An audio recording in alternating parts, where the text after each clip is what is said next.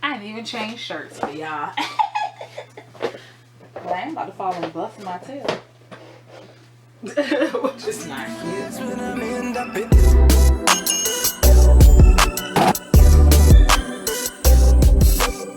Hey guys, welcome back to Plus Girl Slay, the YouTube channel, and my name is Talia. If you're new, please make sure to like, comment, and subscribe to this channel for more lovely information and for more content videos, okay? So on today, we are talking about job searching. Yay! Yes, if you have not watched my life update or you have not been following me, you know that I am currently, you wouldn't know that I am currently on a job search, and I do post about these things on Instagram. So make sure you follow me on Instagram at PlusGirlSlay. And yeah, so let's just jump right into it. So you guys know that my job is relocating, and actually by the time you guys see this, it would have already been my last week, and everybody else would have already relocated. So transitioning from job to job when you've been somewhere for 5 years is pretty difficult, especially when you feel, I guess when you feel like I've been doing the same thing for so long, and now I have to like learn new things, which I'm never opposed to. I love learning, but you get comfortable, you know the people, you know the level of bull crap to take and the level of expectation, and you know everybody, and you're just basically comfortable. What I did want to really emphasize finding a job this go around was the aspect of kind of moving to something closer to my field. You guys know that for the past 2.5 years, I want to say 2018, 2019, really 2 years. So January, I started the program in January 2017. So I'm going to say 2.5 years, I've been working on a degree in paralegal studies, and I got my associate's degree in it last May of 2018, and now I have finished with my bachelor's December 14th. Can y'all believe it is almost graduation time? Okay, that's another video in itself, but dang. I wanted to really kind of focus on something going towards that, because that's what my degree is. That's really what my interest is. You guys know ultimately the goal is to become an attorney. And don't ask me any more about that. As far as school, when I do my school reflection, I'll let you guys know my plans and what I'm going to be working on next. But this is about job search. So first of all, what I've noticed since the last time that I was applying for jobs, and this was kind of the norm back then as well, but everything's online.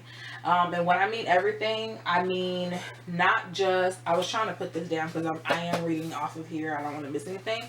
But what I mean by everything is not just the job application. You can now go onto some company sites and see their benefits, their pay scales, information about them, where they started. You can get testimony from everybody, people that currently work there and previously worked there on the internet. So you can kind of gauge culture, if it's a place that you can move up, move down, all of that kind of thing. And all of that information was like back when I was looking for a job. It was like one of those things where it's like they set that expectation once you get there, and all the rest of the bull crap that happens, you don't know until you experience it, right? But now it is so much more transparent to find a job now, which has been good and bad. Good because now you know. Bad because places that you're just like, this is supposed to be like such a great place to work at. I really was interested in this company because of this XYZ. Now you're just like, the benefits are trash, the pay is trash compared to the amount of work, which brings me to point number 2. People don't want to pay you. And it blows my mind. People do not want to pay you. What happened to paying people a decent, like, gone are the days where you can get a job, stay there, make decent money, raise your family, buy a home, you know what I mean? Send your kids to college all off of that salary, okay? We are not in that day and age. You have to have a damn side hustle, up hustle, a down hustle, internet hustle. You have to have like more than one freaking job to make it out here, and it's crazy. It's absolutely insane. So, and I say that to say, like, sometimes you have to kind of, what I've been having to weigh out is, will the experience benefit me more and I take a pay cut, or do I say bump the experience and, you know, chase the bag? And it's one of those things that it's really hard, because you want the experience to move on, but I am one of those like loyal people. I would like to do both in one spot. Why can't I get paid decent to start and then learn, grow, and then move into the next phase and get a pay increase? Like, what's the tea, sis? Like, what's going on? Why does that not exist? Where you at, companies? Call me. Because it's crazy. It's crazy that to think like, okay, I have to be, I'm not afraid to share my money. So currently at my current position, I make $17.51 an hour. And it wasn't like far-fetched to me to take like $16 an hour, 15 to $16 an hour to get the experience as a paralegal. But they want to start paralegals off at like $10, $11, $12, $13, which I knew, which is, I say this all the time, is really one of the biggest reasons I never like left my job to pursue it. But now it's just like, dang, maybe I should have, because by now I would have those 2-3 years of experience people have been talking about, and I can start getting paid at $19-$20 an hour. But it's just like, damn, is it too much to be making $40,000 a year? Is that like too much to ask? And then the benefit structure is trash. The 401k is either non-existent or not matching, and just things that you don't think about when you're first entering the job force. Health insurance. You can have a shitty group plan and your insurance be high as hell and not cover nothing. Trash. People don't have pensions. That's like a non-existent thing. Trash. 401k match is terrible, or no match at all. Trash. So it's just like, what the hell? Like, you just basically out here blindsided, and it's like one of those, just try it and see. So what I want to talk about is sites that I've been using, and I want to tell you guys why this has been helpful and why it has not been helpful. ZipRecruiter. ZipRecruiter is helpful in the sense that it is easy to use. They don't have jobs on there where you have to use anything other than your ZipRecruiter profile, which is nice. But I don't know if it's just for me, but the algorithm is off, and it always, it's not just this site either. It always recommends me jobs that I either have said previously that I'm not interested in, or doesn't match my level of expertise at all. So, and I actually have not gotten any callbacks on anything I've applied for ZipRecruiter, and I've been using it since July. So, not like, I don't know. So, but it is really easy to use. It is transparent, and you can filter by people that show you what the pay range is and people that do not. The next site that I use is Monster, and I have not used this in a long time. And I am sad to report that the last time I used it was in 2013, and it's still just as trash as it was in 2013. It is so hard to figure it out for me, and I may just be simple. I don't know. But it's really hard, and I cannot edit, like I can't upload my own resume to it. Like, what the hell? So, not a big fan, but I did do a search on there, and the point of all of these sites is you have to remember, every job doesn't post to the same company. Like, everyone doesn't just use Monster. Everyone doesn't just use ZipRecruiter. Everyone doesn't just use this. So you go and check these different sites, because it'll maximize maximize you seeing the opportunity that's out there.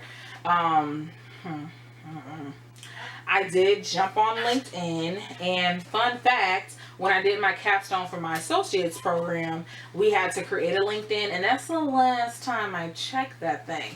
People really be on there getting jobs. People really be on there looking at my resume.